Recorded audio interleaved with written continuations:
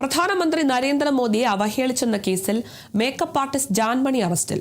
Kozhikode cyber city പോലീസാണ് ജാൻമണിയെ arrest ചെയ്തത്.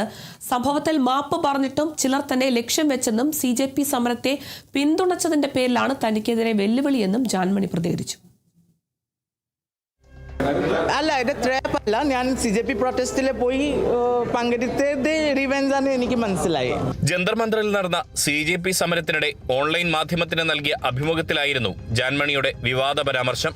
അതിനെതിരെ സംഘപരിവാർ സമൂഹമാധ്യമ കൂട്ടായ്മകളിൽ നിന്ന് രൂക്ഷ വിമർശനമുയർന്നു.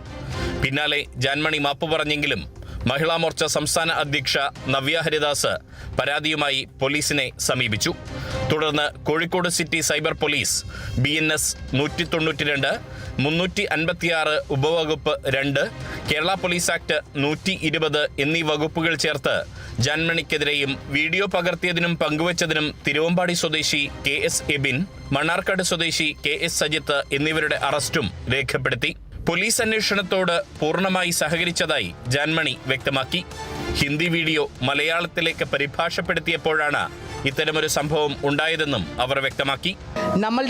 അവിടെ മലയാളി കുറേ കുട്ടികളുണ്ടായി.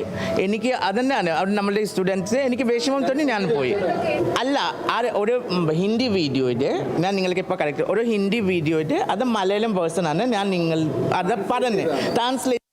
പക്ഷെ അത് ജാൻമണി പറഞ്ഞ സ്റ്റേറ്റ്മെന്റ് ആയിപ്പോയി. എനിക്ക് 2 ദിവസം ആ ദിവസം എനിക്ക് ഒന്നും അറിയത്തില്ല. ദിയാസ് തന്നെ എനിക്ക് അയച്ചു കൊടുത്ത് കഴിഞ്ഞിട്ട് മാത്രം എനിക്ക് മനസ്സിലായി. ഞാൻ അപ്പം തന്നെ വിളിച്ച് ഞാൻ പറഞ്ഞു, ഇതാ ഞാൻ പറഞ്ഞ വാക്കല്ല, ഓൾറെഡി നിങ്ങൾ എന്നെ ചോദിച്ചിട്ട് ഞാൻ പറഞ്ഞിട്ടുണ്ടോ.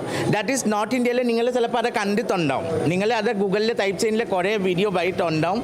നോട്ടീസ് നൽകി വിളിച്ചു വരുത്തിയായിരുന്നു ജാൻമണി അടക്കമുള്ള 3 പേരുടെ അറസ്റ്റ് രേഖപ്പെടുത്തിയത്. തുടർന്ന് ഇവരെ സ്റ്റേഷൻ ജാമ്യത്തിൽ വിട്ടയച്ചു. Kerala vision news, Kozhikode.